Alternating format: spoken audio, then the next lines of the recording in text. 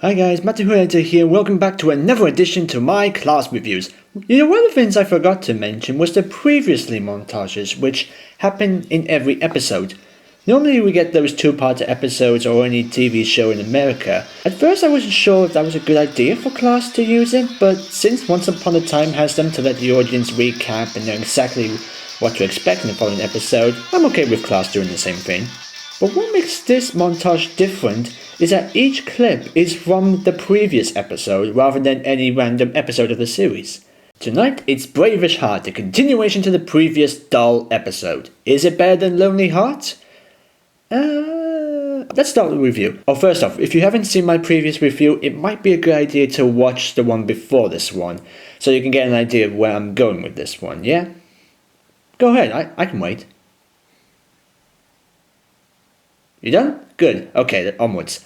Let's start with the good. The Petal Invasion story is good. The team trying to find a way to bring April back from the Shadow Realm by going to Quill for help. While this is going on, there's also an invasion of deadly petals that have the ability to bite anything living. As explained in the previous episode, the petals have a habit of biting people's skin, and every time a single drop is drained, it makes the petals multiply a number of times. We see people getting killed, their bodies on windows, one half of the main characters is stuck in a house, whilst the other half is stuck in a school.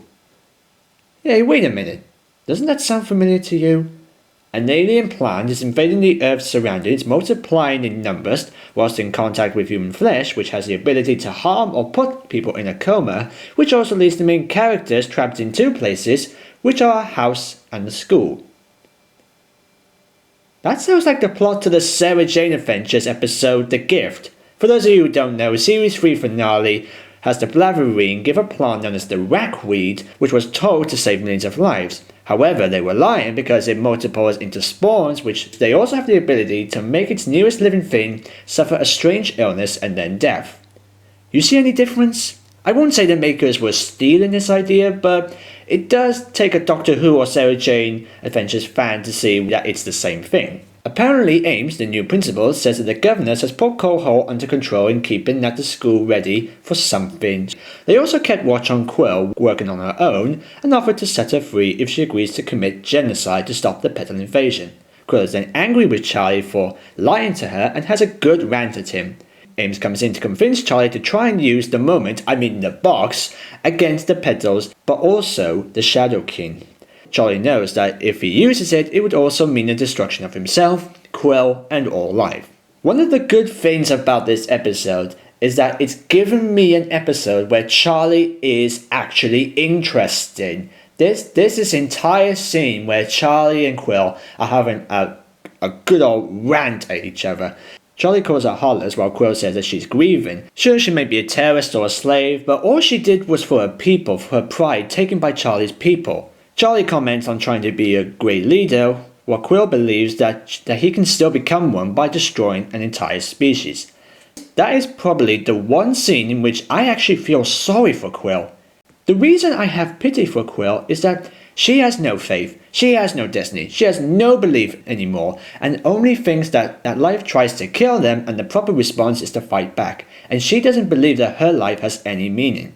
Catherine Kelly, you are amazing. You make me laugh, you make me cry. You are what keeps the series going. Seriously, you deserve a spin-off. Of course, Aim comes in, giving away that she is the main villain of the series by trying to have Charlie use the weapon, even by having Marty's hostage. Speaking of which, Marty's becomes the best character in the episode, and possibly the entire series. I thought he was going to be, just some random tool to make Charlie look good like Mary Jane was to Spider-Man in the Sam Raimi films. But he gives this little phrase that if they use the box then the characters would become as bad as the Shadow King. He even secretly sends a message to the others with his phone without anyone noticing, not even Ames. This is one bit where Marty says, "I'll be with you, I'm your friend, I will find you." Ames says, "Oh, young love," and then Quill just says, "Oh, get on with it." I couldn't do anything but laugh and smile at the same time. He even knocks Ames out with a candlestick. This guy is smooth. Quill, Mutties, I love you too. I love you both. So Charlie is forced into opening a cabinet, which suddenly turns into the moment. Seriously, is there anything else the makers of the series are stealing? Of course, once Charlie uses it, he starts to become all power needy, I think. Marty stands by him, even though I think he was trying to stop him. And Quill, I think Quill is starting to warm up to him. She even puts her hand on his shoulder. But of course, Charlie doesn't use the weapon because the petals are already destroyed by shadows. He puts the weapon away, which of course puts Quill in rage. Well, at least we had a touching moment with Quill and Charlie together.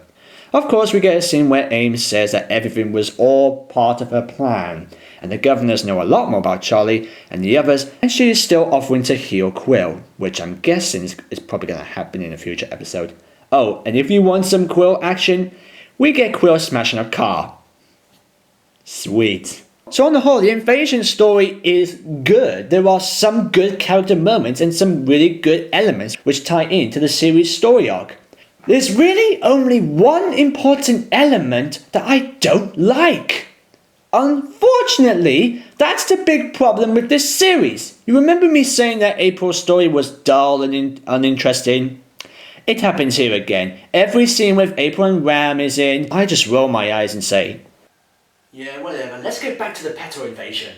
All we see is Ram and April walking and talking in shadow caves, which I swear this world is meant to be Pyrovilia. Come on, can we just call the world Pyrovilia and make the Shadow King sort of outcast the Pyroviles? Just a small change, please. And as you would have expected, all they do is walk and talk, maybe a bit of romance, and I just don't give a crap. The only thing I was saying to myself was, for God's sake, just get to the climax already. Eventually we have April confront the Shadow King, and I thought it was getting somewhere. But no, even the sword fight was slow and boring. I'm pretty sure some of the shots were nice, and the characters do give off a pretty good performance, but it was just so boring. Okay, look, I'm not against girl power, I'm all for it, but I really wasn't interested in April's story to make this fight even more exciting. Even her action moves were more wave, swing, hold, wave, swing, hold. It just wasn't that convincing. However, see, there's some good. However, what I did like, I was kind of expecting it, comes right after that fight. April's father jumps through the rip and talks some sense to his daughter. And I have to admit, it was pretty touching.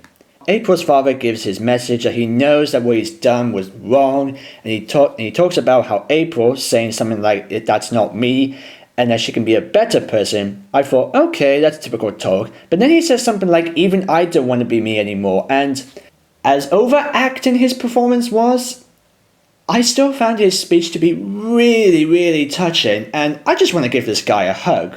Which is also a shame because I think it would have worked in the previous episode. I'll get back to that point in my conclusion.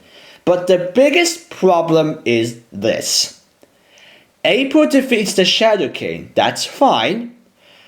But then she is therefore named the Shadow King. Okay, first off, how the hell does she know that? Did someone mention it to her before she confronted him? Did a soldier walking by just gave away the weakness? Okay, like I said, I'm all for girl power, but here's why I think making April the Shadow King doesn't work. April has no reason to become the Shadow King. Sure, she is given this power to sense the Shadow King, but aside from that, there's really no reason for her to take over. I've seen many films and series of how this works, but the reason they work is because each person has a reason to overthrow the king, whether they were tortured, betrayed, or worse. If you want to go for someone to be the Shadow King, at least let Charlie be the Shadow King.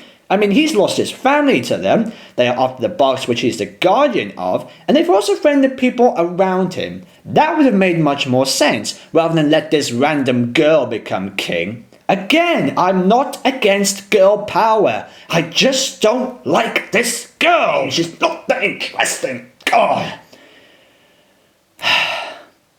But I guess what I have to give credit to this element for is that we find out the only way to destroy the petals is to put them into shadows, which at the time April comes back as the Shadow King and uses her powers to destroy the petals, therefore combining an invasion story with a father and daughter story together.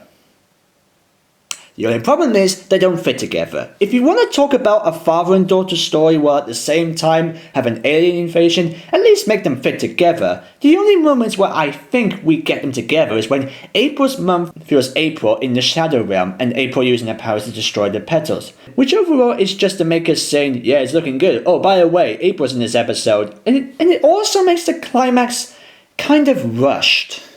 I think it would have been better if co-owner of the Lonely Heart would have been April's story of getting her heart back whilst trying to make up with her father, and then we can just have Brave-ish Heart include the petal invasion with Charlie's choice of using the moment, the box, which also puts April's powers to the test. That, I think, would have made a good follow-up to April's story arc. Another reason why this might have been a good idea is because we could get like a little scene where the Shadow King feels April's powers and therefore we see him escape his prison to set up for the finale. Sorry, spoiler alert, but you all know it's coming. So in conclusion, Brave-ish Heart is a good follow-up, but a much better focused episode than its predecessor. Whilst Lonely Heart seems more of a 5 pages of a storybook expanded and stretched, Brave-ish Heart keeps things going forward rather than slow things down. There are some one or good two moments, for instance the scene where April reconnects with her father and Charlie and Quill talking over their relationship as prince and slave, but like I said, I think April's story should have been one episode and Charlie's story would have been another. Or if you want to keep both stories together, then maybe you can have each episode told in a different perspective. You could have like the first episode be the perspective from Charlie and the Petal Invasion, which would then lead to April coming back and everyone's like, oh my god, what happened back there? And then the next episode could have been April's story in the Shadow Realm from her perspective, which would then lead to the final conclusion of how they got out of this. Therefore, making a good, interesting two-parter.